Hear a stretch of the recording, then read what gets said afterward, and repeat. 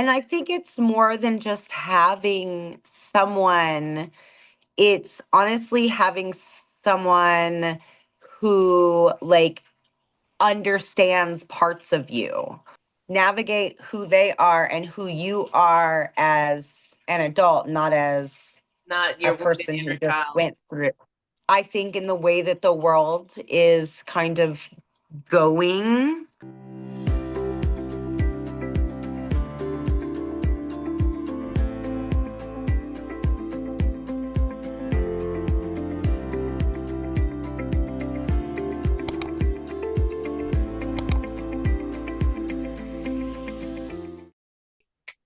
So I have my guest here. Her name is Heather. She is the brand owner of Nettle and Kettle, and she is going to be here to talk to us about parenting, running a business. And look, I've known Heather for a long time, all the way. Look, she lives in Colorado, and I'm all the way out here in Georgia where she used to live. Thank you for having me.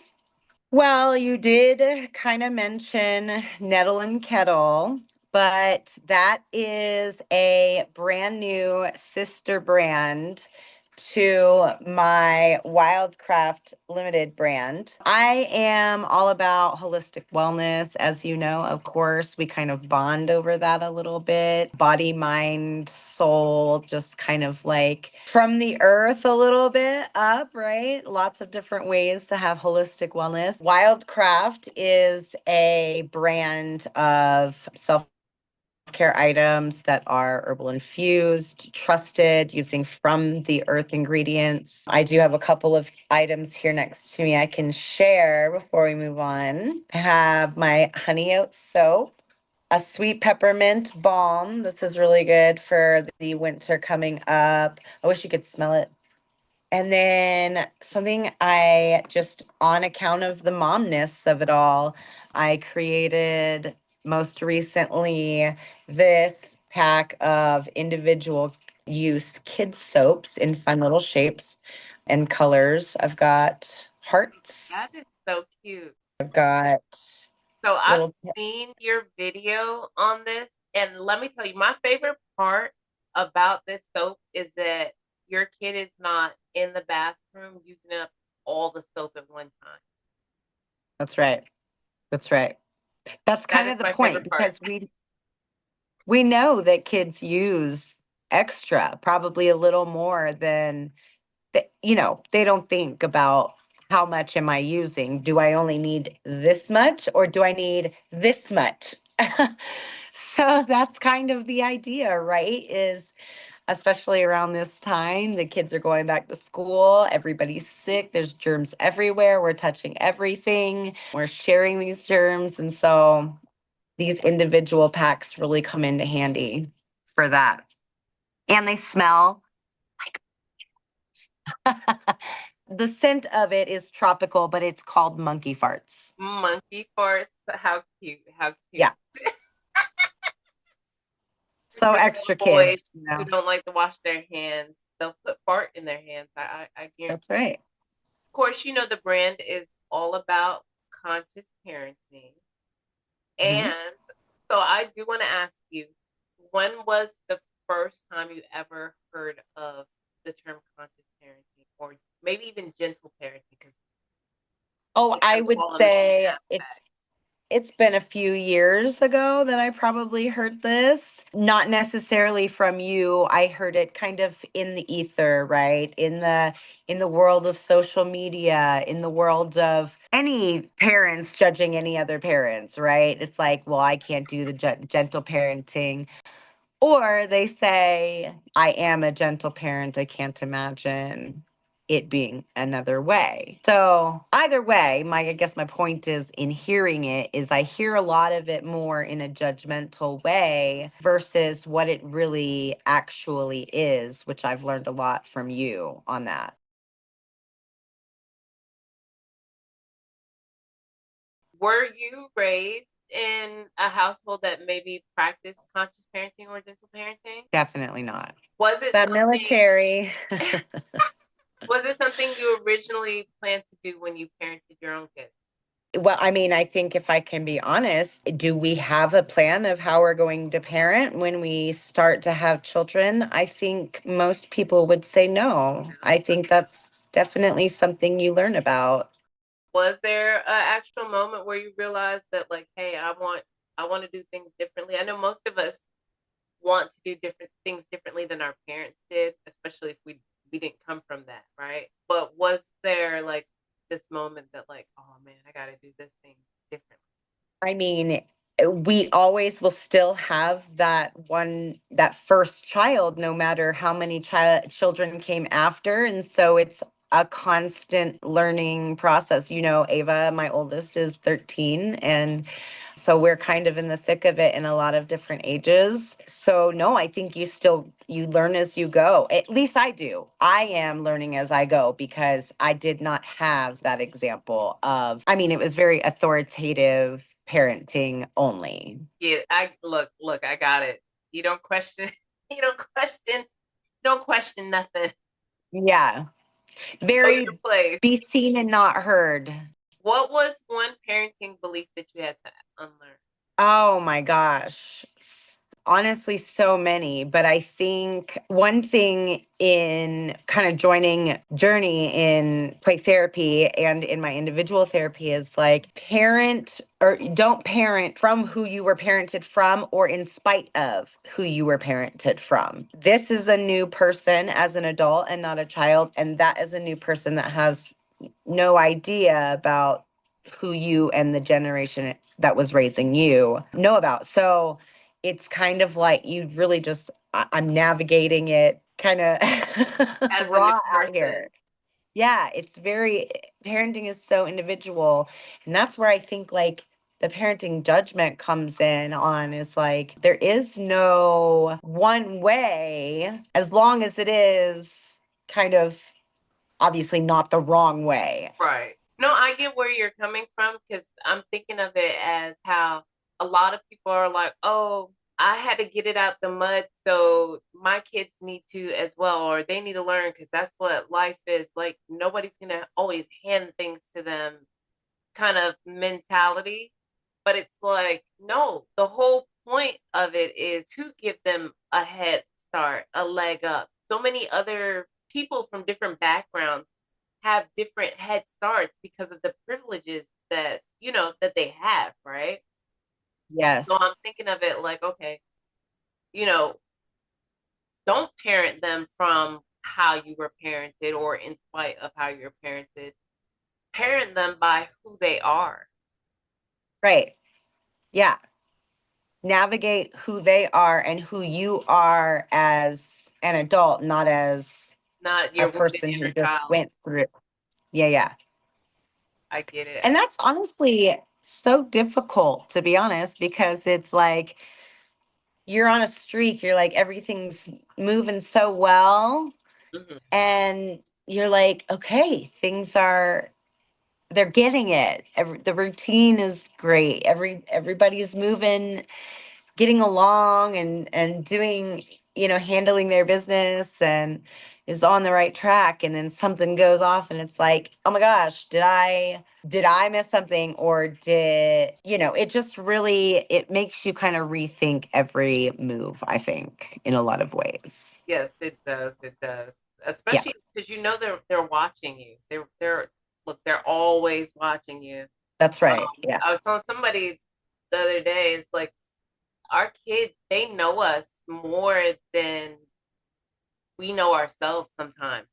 They have been studying us since they were born. You pull that baby out of you and you're holding it in your arms, and whether you're feeding it by a bottle or by breath, that baby is studying every speck of your face, That's right. how you move, what face, just the little different tweaks that your face makes when you're angry, you're happy, you're sad, the way your heart beats. Like, they know all of this because they felt it from the Hmm. inside, and now they're outside, so they get to observe it as well. And they observe you. Yeah. You got to think of like all the different toys that kids have are replicas of what adults have. So it's like, we're here to Hmm. mimic you. We're gonna observe you. trust me, they know what buttons to push and they know when to ask so that you'll say yes. They know all these things. They know you. And there's 5 here, so it's really we're kind of like that is Yes. all over And the look, and place they'll play here. and they'll use mom to play dad and use dad to play mom. Like, hey, That's they right. will keep you on your That's toes. right. What is one thing I you know. want your kids to remember about your parenting?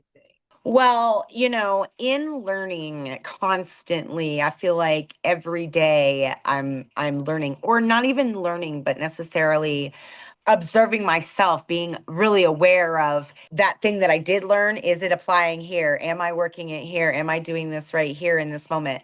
And so I think what I want my kids to really know about my parenting is that without telling them, when I was young, I didn't grow up like this. You got blah, blah, blah. Without telling them that, I think that's what I want them to know, that like they may not see like the work behind the screen because it's just not age appropriate, right? They just have to see the results. Yeah. So I want them to know that like every day they really drive me to suck it up and like be uncomfortable and be okay with being uncomfortable and needing to sprout arms out of my eyeballs so that we can get everything done. That's what I want them to know. Look, these kids, they really do think that we're some kind of super beings or something. They have to. They have Uh, to. They don't think that, and that's why they think we can do everything because they don't consider it. Until they get to a certain age, of course, they start to consider that you're like a human being. But right now, you're kind of like, there's some age groups where it's just like, you got to be there for every single boo boo and every single request and every single, within reason. Look, I was just making a video. I made a video the other day and I'm like, yo, these kids will walk right past dad just to come talk to mom. Like, to ask mom the same question or to ask mom a question that dad can answer. Like, dude.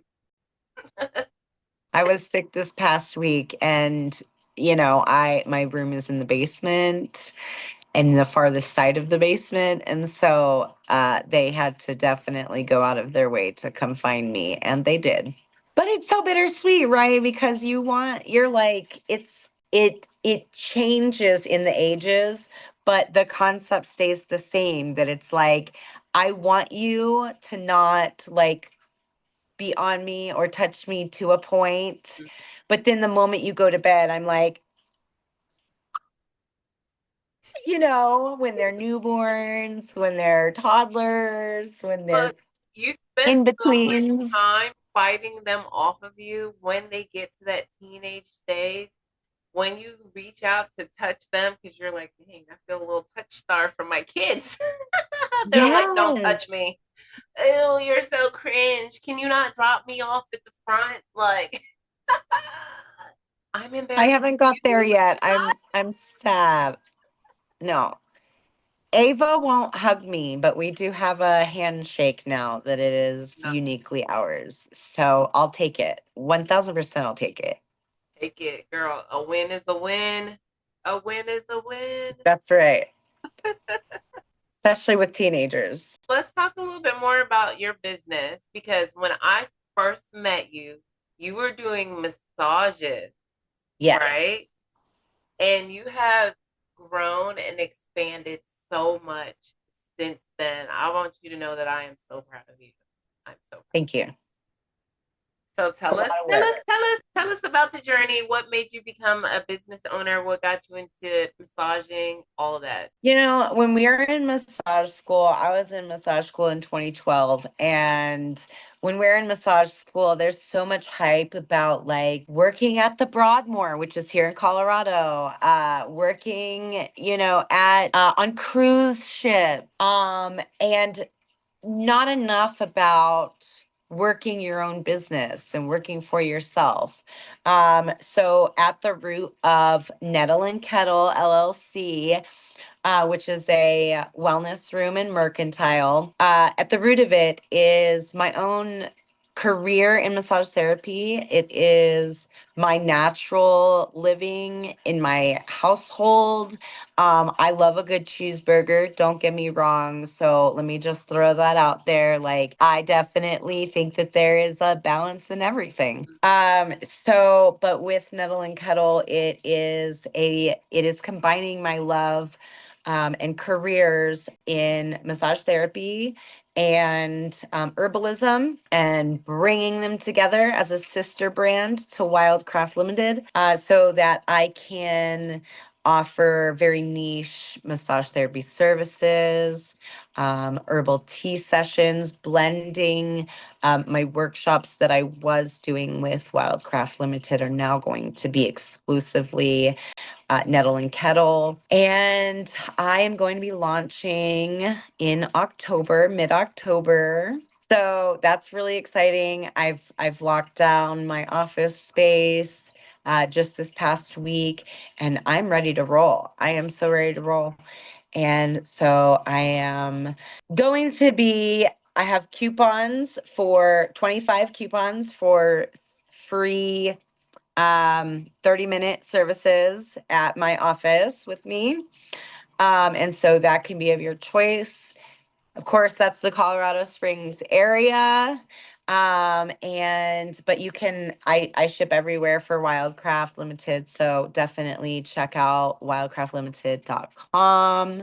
Nettle and Kettle. I'm like stoked for this next journey. I've been working a lot on it, so I'm just manifesting a smooth path as it's been, navigating the challenges and building something for my children, honestly, to secure my children's future, to get me out of the workforce and into my own being. That's what Nettle and Kettle is for, the community to just be in their being. What is something that you've had to overcome as a mom in a business? Yeah, great question. I think the biggest one is every day is not the same. Navigating around children's schedules, not only because we need an income, right? But also so that I can fulfill my dreams. All of that has to work around my children's schedules. It just forever has to. Between divorces, single momdom, transitions in, moving from Georgia to Colorado or even Colorado to Georgia and then back again, having to just as they grow, it's never the same. And you just have to, massage therapy has been such a blessing because I have been able to be successful around my children's schedule, truly. And that's been the biggest challenge, but I'm grateful that I picked the career that I did. Look, that's the best part of being a mom and being an entrepreneur is that you can work your schedule around your kids' schedules because man, Yeah, when they have extracurricular activities, school, whether it's traditional schooling or homeschooling, you literally like I don't know about any other mom, but I spent a lot of time in the car. I spent a lot of time in the car driving people here, there, and everywhere, and we still managed to eat home cooked meals. I don't know that's how. right. That's right. Oh wait, it's called cheating.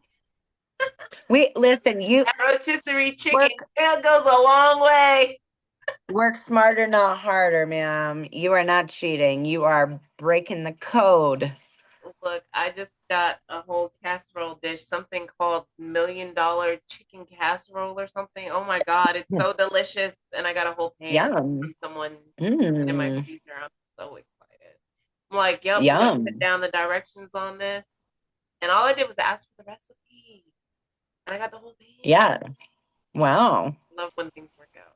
I love that. Yeah. What do you want your kids to learn by watching you work?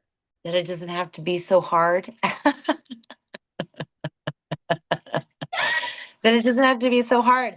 And yeah, like when you do like it's cliche, right? When you do what you love, it's not a day of work. Yeah. Well, they would disagree with you because I spent an awful time working lately to get everything moving and launched in this transition, and so they would definitely argue with you that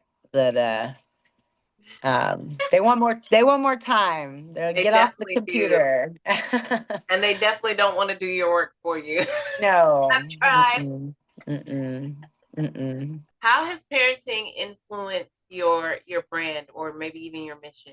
Oh gosh, so much. It, when I say at the roots of it, my natural living is, I changed the way first before I even started this brand, how um, I started making my own laundry detergents and not using like, the big box name brands, because those are endocrine disruptors. Those bother my kids' skin and they aren't really necessarily sensitive, right? But you can see a difference. There's a difference. All of that, right? All of the natural living changes that I've made in my house, medications and things like that, to, of course, use it where you need it. But doing that is all from my kids. And so making a brand that families can use and not worry about what is on their skin, what is going to be left on their skin, what's going to be in their house. My dog has eaten so many of these, uh, and he's totally fine, just because the ingredients are from the earth. That doesn't necessarily mean they're all good for everyone. Uh, so definitely do your research if you have any allergies. But natural living, always inspired by my kids, my brand inspired by that, and yeah. I love it. I love it. I love that your kids inspire you to live better, be cleaner, protect the environment. Because, boy, And the we need it, dogs. right? And the dogs. Because last thing we want is an emergency vet bill out. That's right. What kind of legacy are are you building in life and in business? First and foremost, it's going to be you don't have to live so big, right? You don't have to be the corporate billionaire. And you also don't have to pay them. I think in the way that the world is kind of going, the biggest legacy is to teach them to really fight for change, be the change, do the change, because you are your next. And there are so many different ways to live and that we can honor living smaller.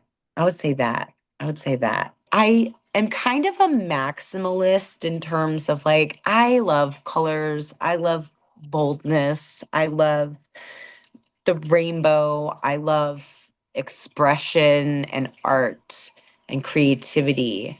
But if I could throw everything out and need like 5 items in my house, that would be so great. If I could be a minimalist Look, with a catch me maximalist somewhere in the personality, middle. yes, You catch me somewhere yes, in the middle. yes, yes. But I also I love my love an things. open space. Look, another reason why I love living in Georgia. But it's like when the kids clean up, it's like, see, now you can do your cartwheels and your backflips all over the house because you cleaned it. That's right. The mood is just better. The energy is just better Yeah. to just have clear spaces and doing it without, like, if we're talking about your yard, doing it without pesticides. If we're talking about your house, do it without harsh chemicals. If we're talking about your energy field, you know, cleanse it naturally, do it in a way that your kids are going to be safe and proud. Look, I'm asthmatic. I got a child that's asthmatic. So, like, having less chemicals is definitely a must and a plus for us. Yeah. So I, And that means candles, you know, everything. Find a good, like, reputable soy candle company or something like that. do you have do you have a village? My village has changed a little bit over the last year and a half, I would say. Um, So, yes, I do have a village. It's very small, but I think that's quality. And I think when you shut the door to things that no longer serve you, it opens the door for better opportunities, better relationships, and better values that you can implement in having a village. I wish you were here to be part of my village again. Oh, look, I still am virtually. I still You am are, you are. virtually. Look, I loved having you part of my village too when you were local as well. And when I tell you having somebody that you can lean on, somebody that your kids love, like it when I tell you it means the world, it means the world. It's like a breath of fresh air. It's like, okay, I know my kids are safe with it and I can breathe. Yeah. And I think it's more than just having someone, it's honestly having someone who like understands parts of you, Mm. right? So, with that said, like, not every mom in the school line is going to be your friend. Not every, sure, they would definitely have your kids back in a moment. And that's really what we can ask for. But to have somebody in your people, everyone in your village that understands different parts of you is that's what's really truly meaningful because a village isn't necessarily a village if all they do is serve you for your children, right? You need someone for you For as well. you, You need yes. friends who understand the parts of you. What message would you send to a parent who feels like they're failing right now? Keep reading the books, keep listening to the podcasts, keep following, right? We are who we surround ourselves with. So if we are surrounding ourselves over here with unsavory people, that's what we're going to kind of trickle down domino effect into our children. If we are, even if we don't have the tools, even if we weren't raised with the tools ourselves, if we surround ourselves here, we will learn the tools. If we're reading the books, if we're listening to the podcasts, if we're watching the things and surrounding ourselves with that environment, then that is what we're going to emanate and teach our own children to be better than us.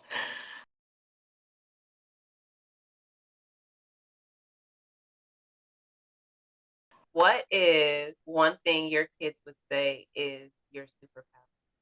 I don't know what they would say is my superpower. Maybe they would say my superpower is actually also my toxic trait, and it's just that I want to do everything. Ooh, ooh, I love a double-edged sword. What is your I think I love my kids, but oh my God.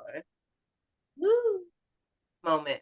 Ah, I love my kids. But, oh, I think probably when Journey is very attention seeking for me, right? And it's mommy, mommy, mommy. And then when it's the response of, okay, give me like 2, 3 minutes and I'm all yours.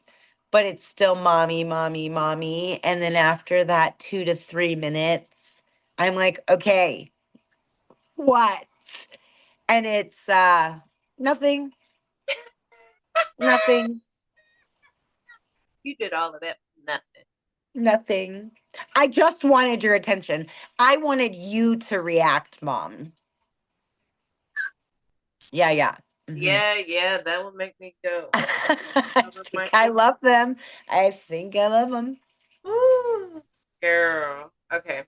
What is your favorite self-care move? Oh my gosh.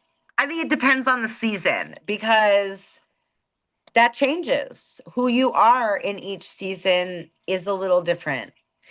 Uh Always tea. I think tea just at a basic level makes me feel good and cozy. If we're talking in colder months, my hot tub where no children are allowed. Yeah. And uh maybe some hot apple cider. Uh and then maybe in the summertime it is, or spring, it's like that morning sunshine. Nice. Just like a moment of like feeling that pressure of the sunbeams on me. Nice. Cause you know it's powerful here, girl. Look, when I tell you my time in Colorado was amazing, that hot tub out in the cold night air with the foot, look, it was an experience for me, an It experience I definitely want to recreate. There was no kids. It was quiet. Snow on the ground. Pitch black except for the big bright full moon in the sky in a warm hot tub. We love them, It but was hold amazing. on to that. This for me. Thank you. You're amazing. Ooh, lip gloss. Lip gloss or some kind of lip thing. Oh, lip cream Okay. from Ulta. Okay, okay. I think I love my Okay. kids. I think I love my kids. Well, you can find Wildcraft Ltd on Facebook. You can find me on Instagram at wildcraft_limited. So the full spelt out on Instagram. I am also on TikTok at Heather at Home. I am, and that shares a little more of like gardening and my other creative sides of me, especially like some things as a mom. And then as soon as, oh, you can also find Nettle and Kettle LLC on Facebook as well. And I am right now I'm building the website, so that is coming soon. It'll be nettlekettlewellness.com. What would you say to a mom listening right now who feels like she is not doing enough? Remove yourself for a moment from any and everybody. Probably take a notebook and force yourself to write, "You're doing it right." Because all you need to do in that moment is get out of that moment. Right. And I think it's underrated to let the dust settle. We have to do that more. We have to do that more. And after the dust settles, we have to repair. So first you need to take care of yourself, because if you don't put the oxygen mask on you first, then you can't put it on the child, right? So sure, maybe you have just totally gone crazy, right? You're just unregulated yourself, and and right, we're not perfect, but remove yourself, right? That you did it fine. You're fine. Like you did it. Whatever mantra, just write it. It could be 2 sentences, it could be five, it could be a whole page. Get yourself just out of that moment. Let the dust settle. We don't need instant gratification. And that's something that like I struggle with sometimes. Like I want to just like, let's get done with this right now. But you can't be productive when you're there. Yeah, So letting the dust settle and then repairing, because you don't have the words here. at all, at all. I love it. I love it. It's kind of like dealing with the tantrum. Like you can't deal with it here. You got to wait for the dust to settle and then deal with Right. Right. If you don't feel like you can respond as an unregulated human, we can't think that our child is ready to like figure it out in that moment it. Yeah. either. I am trying to be. I really have learned so much more about the last 5 years of parenting versus my first 5 years of parenting. Like it, And the thing is, ages and stages never end. the crazy thing is when you when you first have a kid, everybody's like prepared for everything to not be about you anymore. And Yeah. I think what it is we settle into that mindset and we give up our identity when it's like, no, we should be telling moms when they have babies is don't forget who you were before this baby came along. Don't forget who she is because you're going to need to pull her back out at some point That's right. and let her know that she is worthy, that she is valuable, and she deserves a stage to shine on, not the mom you that has come along, you know? So, Yeah. yes, You are. I want, And I miss you. oh, I miss you too. I really, really, really, really, really want to thank you from the bottom of my heart for being a part of my I want to thank you. village. I'm honored to be here with you. So, I want to thank also our guests and anyone who is watching this podcast episode for also being a part of mine and Heather's village as well. Leave in the comments what your biggest takeaways are from this video and what it's like to have your own village. Until next time, take care of your love on yourself more than you love on your baby.